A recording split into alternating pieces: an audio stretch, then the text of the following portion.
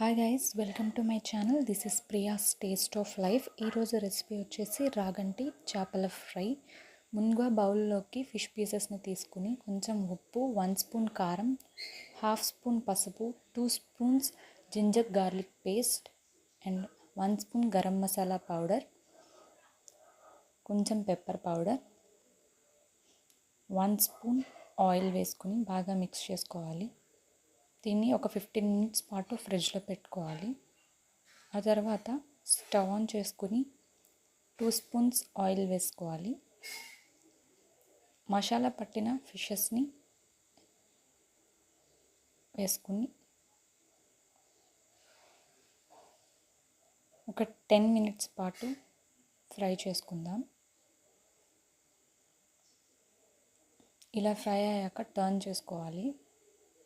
ఒక 5 మినిట్స్ ఇలా ఫ్రై చేసుకున్న తర్వాత